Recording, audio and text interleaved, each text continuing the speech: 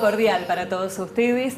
Los estamos acompañando en una nueva propuesta de esta muestra anual de la Cátedra de Comunicación Videográfica de la carrera de Ciencias de la Comunicación de nuestra Universidad Nacional de Río Cuarto.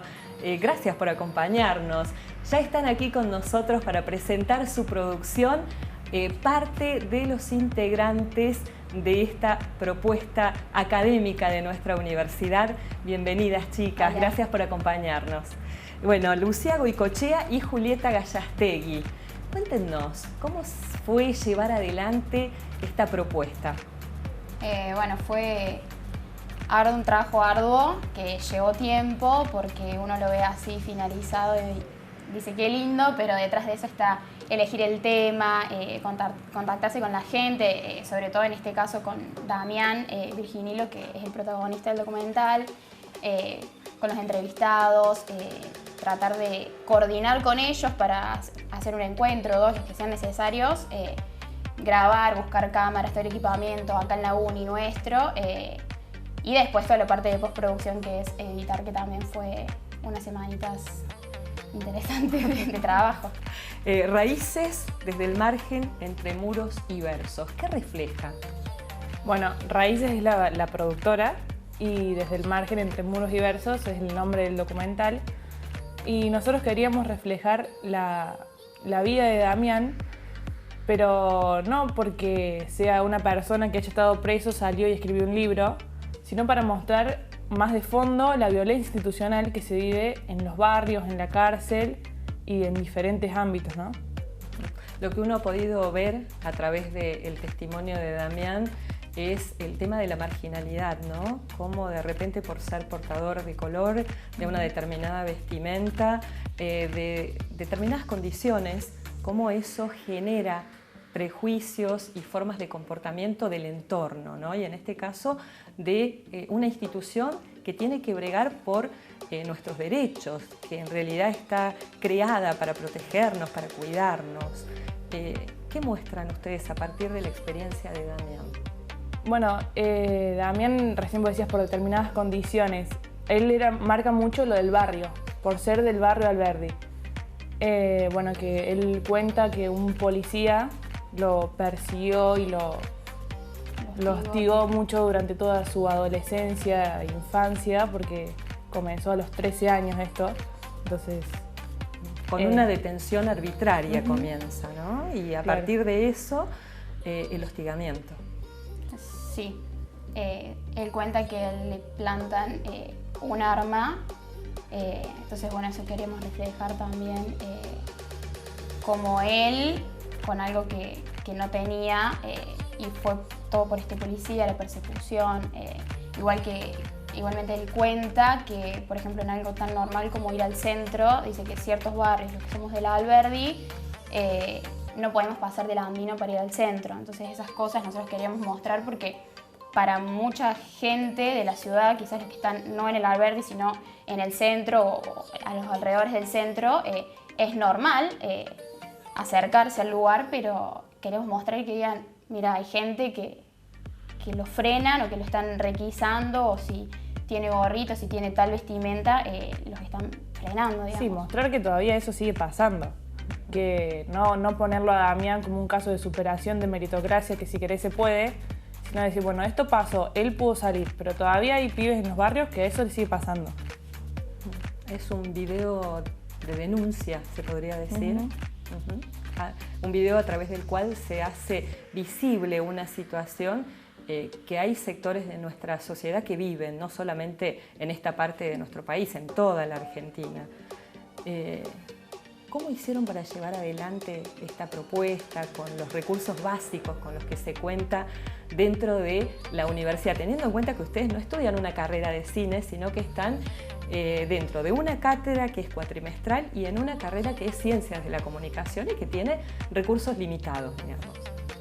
Sí, bueno, nosotros teníamos algunos elementos como cámara y esas cosas, pero micrófonos y otras cuestiones, claro, trípode y esas cosas, usamos las de acá de la universidad. Y fue como bastante complicado, pero como elegimos un tema que nos gustaba y que las 4 del grupo estábamos conformes con eso, fue como complicado, pero decir, bueno, estamos haciendo algo que nos gusta. Claro. ¿Cuánto tiempo demandó hacer esta producción? Desde octubre que nos sentamos y dijimos, bueno, ¿qué hacemos? Una vez que lo decimos era, bueno, ¿cómo lo encaramos? ¿A y quién entrevistamos? A quién entrevistar, contactar, pedir números. Y estuvimos 3 semanas, un mes entre que filmás, porque tenés que coordinar con la gente, cada uno tiene sus tiempos. Y después fue como una semana intensa de edición para llegar a la muestra de Leonardo Fabio. ¿Ya conocían el caso de Damián? Sí, yo lo conocí. ¿Y él se prestó o hubo que hacer una tarea de convencimiento para salir a través de las cámaras? Él re predispuesto a contar su historia y todo lo que él pasó, teniendo en cuenta que no es fácil. Él se abrió mucho, contó mucho de su historia familiar también, que tampoco fue fácil para él, pero siempre re predispuesto. Cuando tuvimos que volver a grabar, él, sí, no hay problema, volvemos a grabar. ¿Qué edad tiene Damián? Cumplió 30. Sí. 30, o sea hace que poquito. hace 17 años prácticamente que viene padeciendo esta situación. ¿En la actualidad sigue ocurriendo esto? ¿A él? Hacia su persona. No. Este hostigamiento. No, lo que pasa es que él escribió un libro adentro de la cárcel que se llama La falla del sistema y cobró un poco de notoriedad por eso, que creo que ahora ya, si le llegan a hacer algo a él, va a resonar bastante en la ciudad. Bien. Bueno, no contamos más. ¿Quién se anima a presentar esta propuesta e invitar a la gente a compartir? Juli, les cedo la palabra. Bueno, invitarlos. El documental está subido en el canal de YouTube de la carrera de comunicación, así que bueno, que lo vean y les guste. Bueno, y lo compartimos ahora acá, en Dale. Unirío TV. Adelante entonces con esta propuesta televisiva que las chicas acaban de presentar.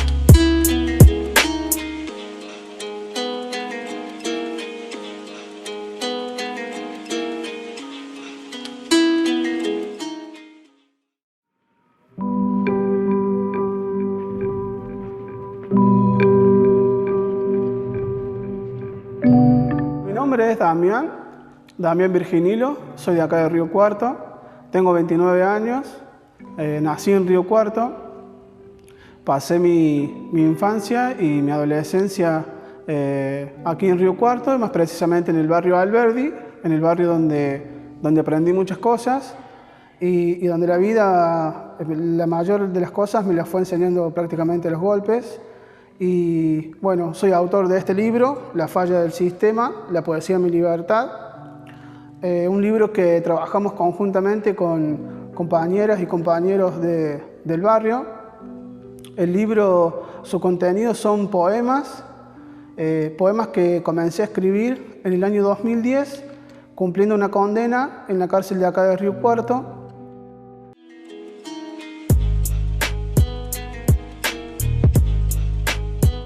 Mi familia está compuesta por mi papá, mi mamá, mi hermano más grande, yo soy el segundo. Luego tengo un hermano menor a mí y mi hermana, que es la más chica. Nosotros nos criamos acá en el Alberdi y nuestra casa al principio fue en el patio de mi abuela, al fondo era una habitación. Y esa habitación era la pieza, era la cocina, el comedor, el baño, era todo la habitación esa. Era travieso cuando era chiquito, con decirte que le decían el mosquito, porque era travieso realmente. Bueno, también lo conozco cuando teníamos 8 años, más o menos. Él vivía en la cuadra de mi abuela. y yo iba a visitar a mi abuela y jugábamos ahí en el barrio. Y no, lo llevábamos bien, con él sí. Por ahí yo era muy celosa de las novias. Pero no, otra cosa no. Nunca peleamos fuerte como para decir, no. Siempre nos hablamos bien.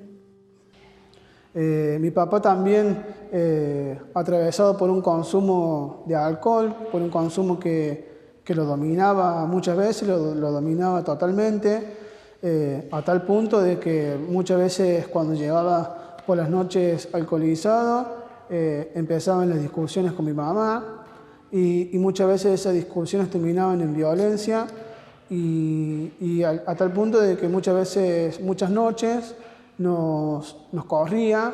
Nosotros vivíamos por acá cerca del río, en donde hoy hay un puente, pero antes era todo campito.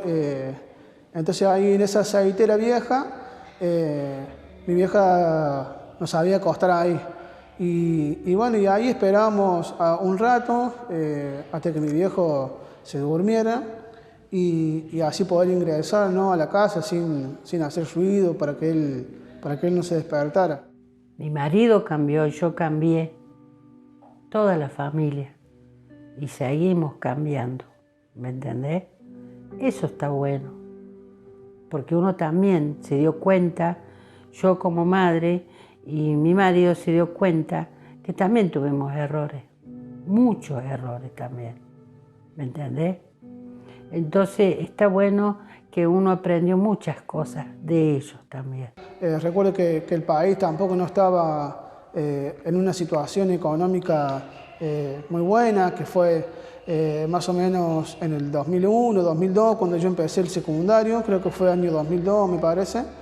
El país no estaba muy bien, entonces eso también, ¿no?, afectaba muchísimo a los que menos tenían, ¿no? Mi viejo casi sin trabajo, mi mamá sosteniendo un trabajo que seguramente le pagaban 2 pesos, y bueno, y la plata muchas veces no alcanzaba, como por ejemplo para comer, qué sé yo, 2 veces al día. Era comer una vez al día, o comíamos al mediodía o comíamos a la noche.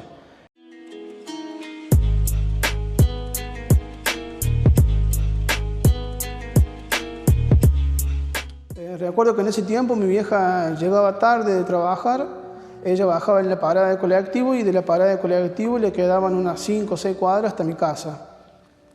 Y recuerdo que muchas veces yo sabía ir a esa garita a esperarla. Entonces, recuerdo que una noche de invierno, yo estaba parado ahí en la garita y al frente había una remisería. Y recuerdo que los que estaban en la remisería me salían y me miraban y se metían para adentro, me observaban. Y yo me daba cuenta de que me estaban mirando a mí. Tal vez yo para ellos resulté sospechoso, porque estaba con una capucha. Recuerdo que tenía un gorrito y un buzo con capucha. Me llevan hasta la comisaría, en la comisaría me bajan. Cuando me bajan me hacen pasar para una cocina que tenían ellos ahí. Y ahí en la cocina esa me hacen la rodilla. Me hicieron la rodilla, de ahí me acuerdo que me dijo uno de los policías. Bueno, me arrodillé, me hizo poner las manos atrás y recuerdo que después entró un policía y así de la nada él entró y me pegó una cachetada y el otro me empezó a tirar los pelos y ya vino otro y me empezó a pegar también. A la mañana me lo trajeron, que había sido detenido. ¿Pero por qué? ¿Qué hizo? Yo no entendía. Y me dice, no, lo llevamos por merodeo.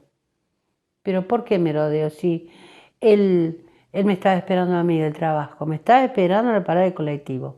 Lo que sucede es que vemos muchas situaciones de detenciones arbitrarias, de hostigamiento, muchas veces de arbitrariedad, y muchas veces no las vemos sino que vienen los familiares de estos jóvenes. Siempre generalmente son adolescentes, pobres, a los que y varones, en su mayoría varones, aunque también a las chicas les pasa lo mismo. Esto siempre lo cuento porque para mí es algo que me marcó y que me marcó toda la vida, ¿no? Es algo que me pasó y este policía, nosotros el otro día con mi vieja lo fuimos a denunciar y esa denuncia a mí me jugó en contra porque este policía nunca dejó de perseguirme.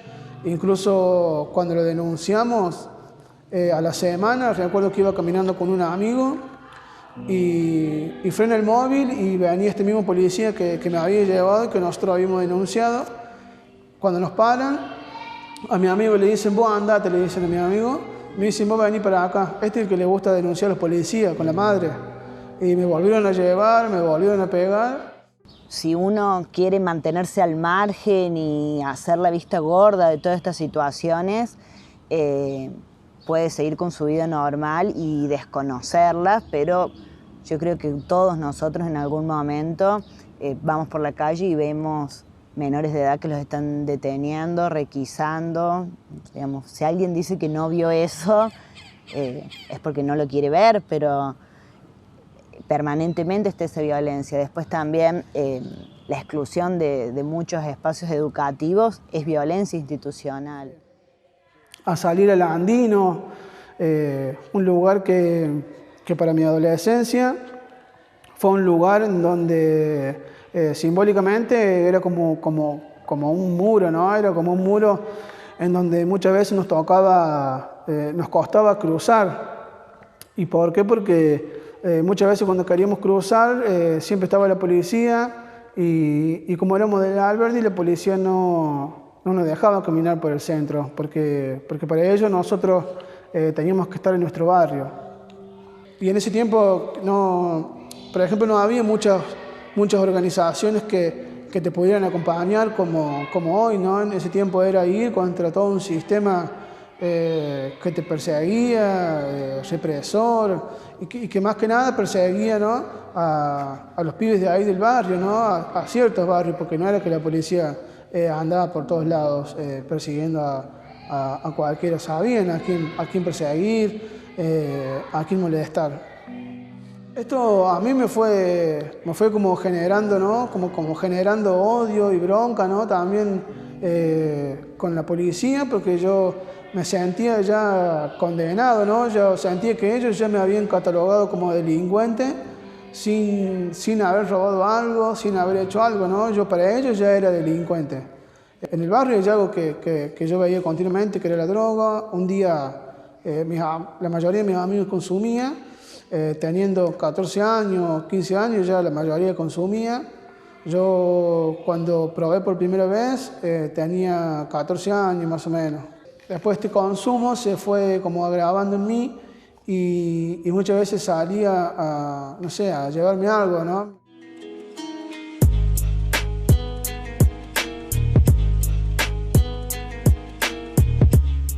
Más que nada este policía que siempre me detuvo, él siempre me amenazaba que cuando yo cumpliera los 18 me iban a llevar para la cuadrada, ¿no? La cuadrada ellos le dicen la cárcel. Pero en el día que me detuvieron y que me llevaron a la cárcel, yo iba caminando por el centro. Con una amiga. Recuerdo que íbamos a comprar unos cigarrillos. Estábamos tomando una coca y íbamos a comprar unos cigarrillos. Y frenan dos autos que no eran móviles, eran autos particulares con policías vestidos de civil. Entre esos policías estaba este policía que ya se ve que había ascendido como a otro cargo.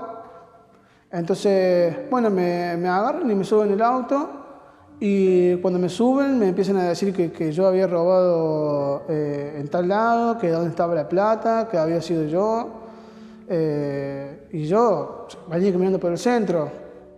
Entonces, me acusaban de 2 o 3 robos. Y en uno de los robos, esa noche cuando me detienen,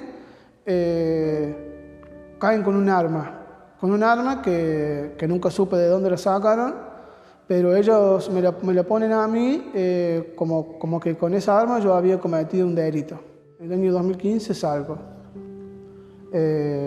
pero bueno, estuve ahí en esa cárcel, estuve 11 meses en un pabellón de procesado y lo demás lo pasé en un pabellón de condenado. En total estuve 6 años y 8 meses.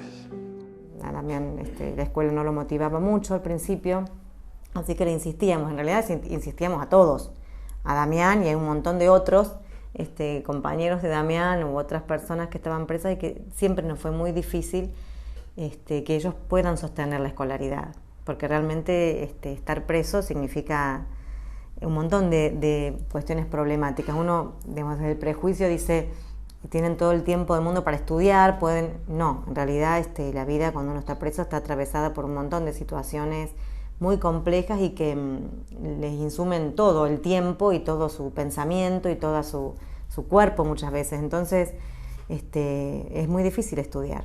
Yo en ese momento entré a la cárcel, o sea, la escuela que funciona ahí, a dar un taller de fotografía estenopeica en este marco.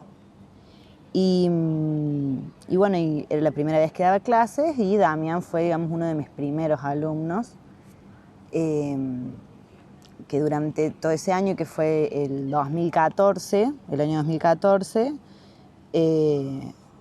durante todo el año dimos ese taller. Bueno, un día salgo del colegio y participo de un trabajo en donde había que escribir algo del barrio. No me acuerdo bien qué fue lo que escribí, pero a una profesora le llamó la atención y ella me hizo una devolución después cuando me devolvió el trabajo y esa devolución fue muy importante para mí porque creo que fue la primera vez que alguien marcó algo en mí que había hecho bien.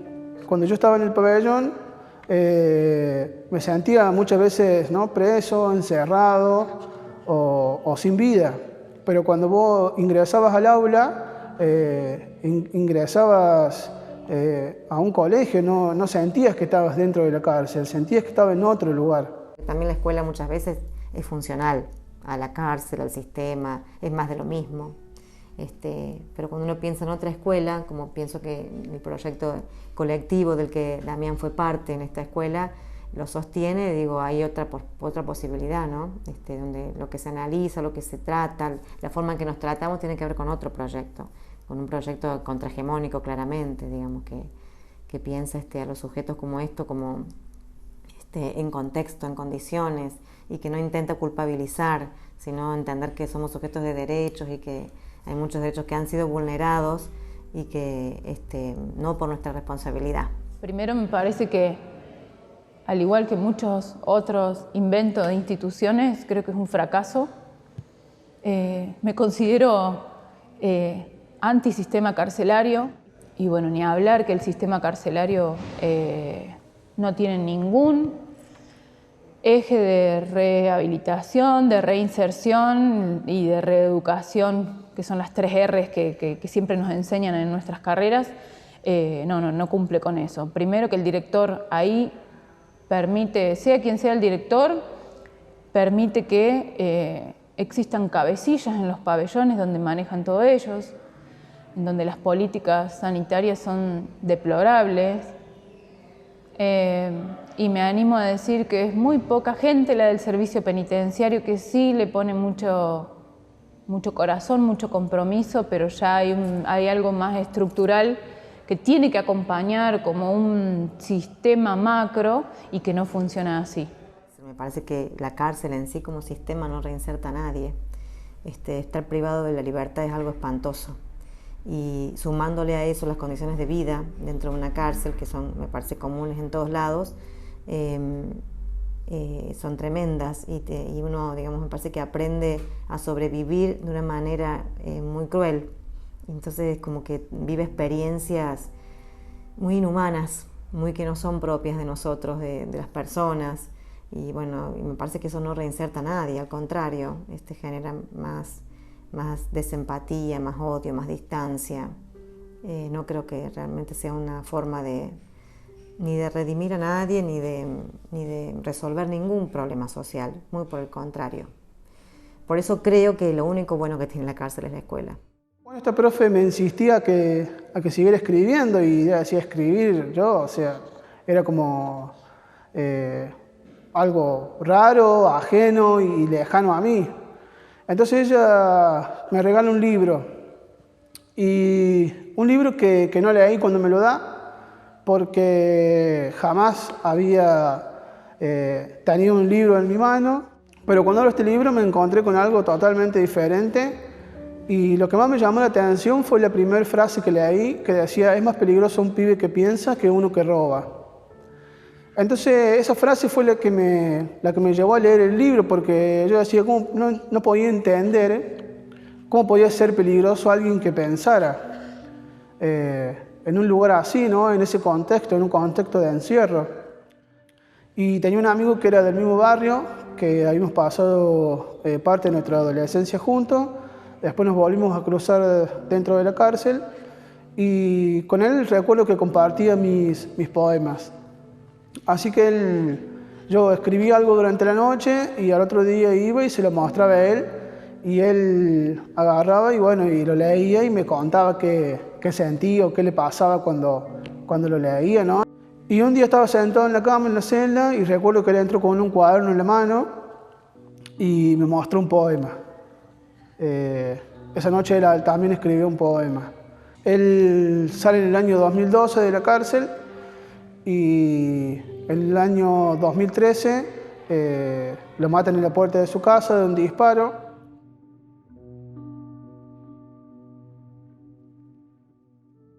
Y llegó ese día que yo salí de trabajar, pedí permiso para salir de trabajar y lo esperamos con mi otro hermano más grande. Y era una emoción terrible, dice, ay, por fin estás acá afuera. Y me acuerdo cuando Damián salía a caminar, dice, estoy en las nubes. Imagínate de tanto tiempo que no caminaba, y que él caminaba y parecía que caminaba en las nubes, que no tocaba el piso. Y conoces a otro hijo, porque es conocer a otra persona. Yo ahora conocí a otro hijo, que él con sus palabras, ¿no es cierto? Todavía no lo puedo creer todo lo que él ha hecho en tan poco tiempo. Es un sueño. Yo siempre digo, bueno, vos mientras puedas cumplís tu sueño. ¿Y cuál es tu sueño? Bueno, escribir. La idea de Damián era que, así como a él la escritura y varias cuestiones relacionadas con el arte lo habían ayudado mucho, él quería también poder acercar a otros vecinos y otros jóvenes que habían pasado las mismas situaciones que él a este arte y a otro tipo de actividades. Después, cuando se fue en libertad, sí, bueno, nos seguimos viendo. Intentó ir a la universidad y lo acompañamos mucho en eso también, con muchas ganas de que, desde que estaba adentro, que también tratábamos de que él estudiara. Él en un principio quería hacer trabajo social, entonces yo le buscaba el material, se lo traía, bueno, estaba medio complicado eso. Y cuando salió también lo acompañamos para que intente hacerlo. Pero bueno, después no siguió, no pudo. En el caso de Damián y de tantos otros pibes, por ejemplo, que terminaron el secundario en la cárcel y después tratan de seguir una carrera, terminan abandonando porque a la vez tienen que trabajar, bancarse los apuntes, viajar, comer, atender a sus familias, terminan abandonando y trabajando. No lo quiero volver a nombrar, pero por ejemplo Damián sé que estaba trabajando por un plan y no es lo justo. Siempre decía que está bárbaro estudiar, pero él quería hacer cosas en el barrio, por sus amigos, por los chicos del barrio. Creo que es una persona que va siempre para adelante y que tiene como un sentimiento de solidaridad muy, muy amplio, digamos, ¿no?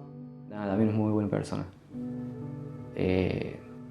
Siempre pensando por ahí en los demás. Muchas veces más en los demás que en él mismo. ¿Cómo lo veo, Damián? No sé, me parece que tiene esta doble condición, o sea, esta dualidad de ser como hipersensible y a la vez muy fuerte. Todavía pasa el tiempo y me pongo a pensar, mira dónde estás. Mirá dónde estás. No lo puedo creer. Muros. Vomito este dolor. Escupo todo este enojo. Que fluye el amor, que como un río se deslice cada palabra. Los muros parecen impenetrables, pero encontré su punto débil. Mi fe es aún más grande, mi esperanza es cada vez más certera. El amor que siento hoy es lo que me han enseñado estos muros. Con mi fuerza no podía romperlos, con mi odio solo conseguía morir cada día. Realmente pensaba que estos muros eran duros, pero, como dije, encontré su punto débil, la sensibilidad. Hoy entiendo lo que querían decirme. Necesitan del amor, una caricia. Todos odian estos muros, pero también ellos fueron creados en contra de su voluntad. Hoy los veo llenos de cicatrices, de manchas, de dolores propios y ajenos. Les puedo asegurar que también desean ser libres. Querías escuchar la cruda realidad que se vive en la calle y tenemos que enfrentar. Querías escuchar la pura realidad de lo que es caerse y volverse a levantar. Querías escuchar la pura realidad. Abrí bien tus oídos porque te voy a contar de represión policial, nos quieren desalojar y no me pienso callar. Monsanto juega a ser Dios y eso no data todo mal. En América Latina y en Córdoba capital, la tragedia está en la esquina y no la podés matar ni tapar. El que más tiene quiere más y es capaz de dejar mi familia sin hogar. Total, ¿qué le importa? Si ya están avanzando sus obras, pero la gente de abajo siempre le estorba y por eso me molestan esas burlas. Mira su casa y la mía y sácate la duda. ¿Quién es el que chorea y que se la lleva toda? No me digan delincuentes por ser de una villa, porque sus palabras ahora me hacen cosquillas. Son chamullos como Walmart, precio bajo todo.